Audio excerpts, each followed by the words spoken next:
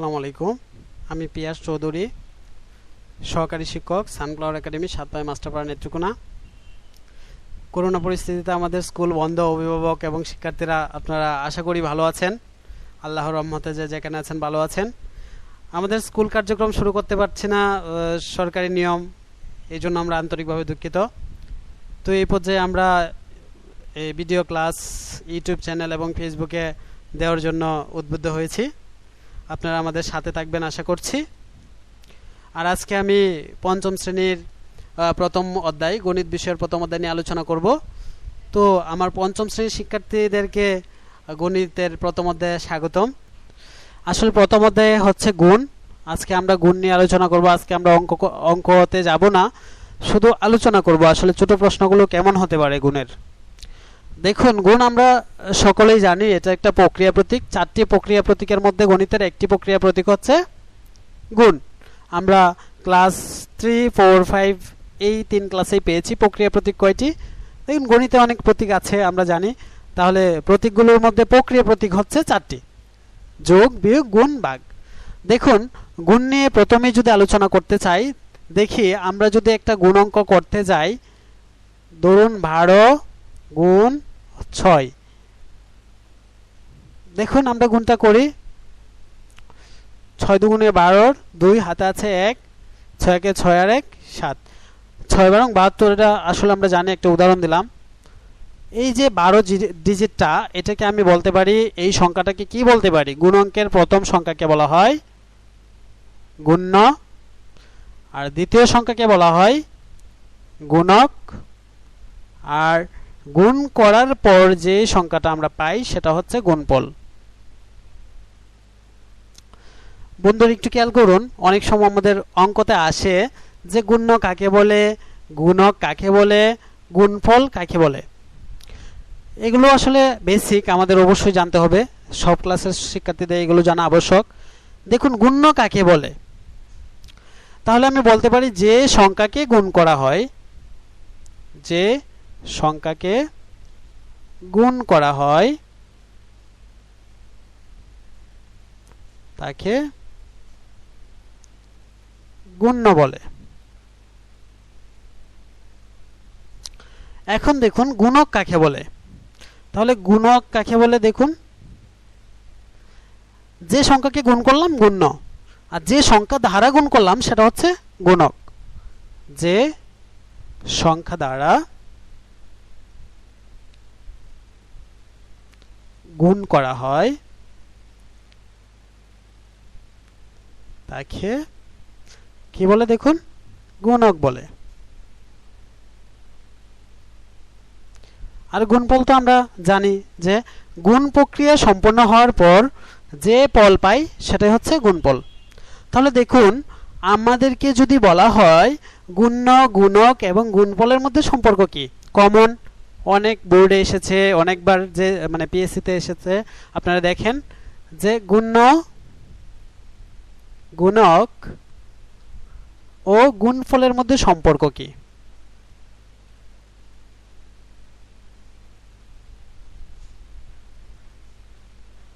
সম্পর্ক কি?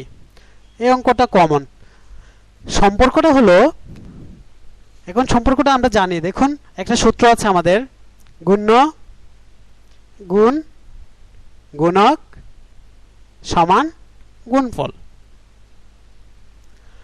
এখন দেখুন, আমরা আগে পড়েছিলাম গুণ্য কাকে বলে, গুণক কাকে বলে, গুণফল কাকে বলে। সম্পর্কটাও জানলাম যে গুণ্য, গুণক এবং গুণফলের মধ্যে সম্পর্ক কি সেটা আমরা জেনে নিলাম।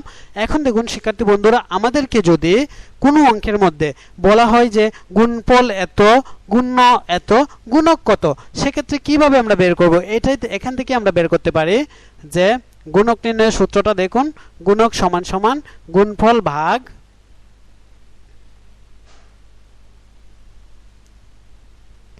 গুণফল ভাগ গুণ্য। আর যদি আপনারা যদি আবার গুণ্য বের করতে চান, গুণ্য যদি বের করতে চান, তাহলেও কি করতে হবে?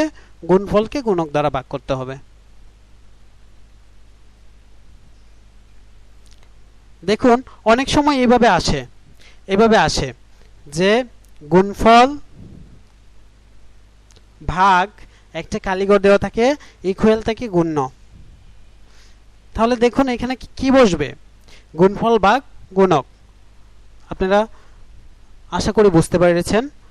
এছাড়াও কিছু কমন অঙ্ক আসে এই অধ্যায় থেকে, আরও কিছু ছোট প্রশ্ন আসে। দেখুন আপনারা আমার সাথেই থাকুন।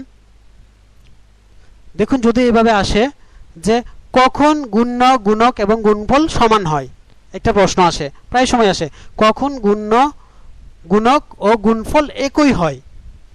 দেখুন যখন গুণ্য, গুণক ও গুণফল এক হয়, একটু খেয়াল করুন, এক এক গুণ করি কত হচ্ছে, এক হচ্ছে। তাহলে কখন গুণ্য, গুণক ও গুণফল এক হয়, যখন গুণ্য ও গুণকের মান এক হয় তখনই গুণ্য, গুণক ও গুণফল এক হয়।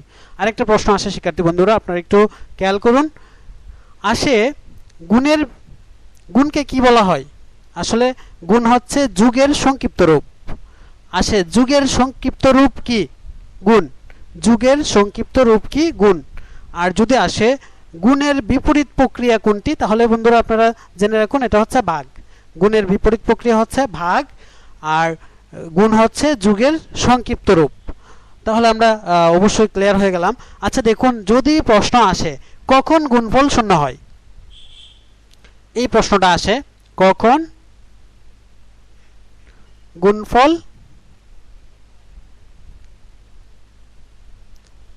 শূন্য হয়। দেখুন তো কখন শূন্য হবে। আসলে শূন্য এমন একটা সংখ্যা, যত বড় সংখ্যাটাই হোক না কেন এটা দ্বারা যদি আপনি গুণ করুন শূন্যই হবে। এক দ্বারা যদি একে শূন্য শূন্য, 100 শূন্য শূন্যই হয়। তাহলে কখন গুণফল শূন্য হয়, গুণ্য বা গুণক কোনো একটা, গুণ্য বা গুণক কোনো একটি এক হলে, একটি এক বললাম শূন্য হলে গুণফল কি হবে, শূন্য হবে। আরো কিছু প্রশ্ন আসে, দেখুন শিক্ষার্থী বন্ধুরা আসে গুণ্য ও গুণকের সম্পর্ক কি, সম্পর্ক কি। দেখুন গুণ্য আর গুণকের সম্পর্ক কি, আসলে আমরা সাধারণত জানি যে গুণকের সবচেয়ে বড় সংখ্যাটা হচ্ছে গুণ্য। তাহলে আমরা কি বলতে পারি, গুণ্য গ্রেটার দেন গুণক।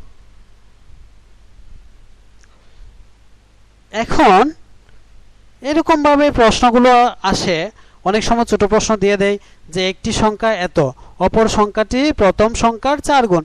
তাহলে বলেই দিয়েছে যে একটা সংখ্যা যদি দেওয়া থাকে তাহলে যদি বলা হয় দ্বিতীয় সংখ্যাটি এই উক্ত সংখ্যার 3 গুণ, তাহলে 3 গুণ করে দিবেন। যদি বলা হয় 4 গুণ, 4 গুণ করে দিবেন।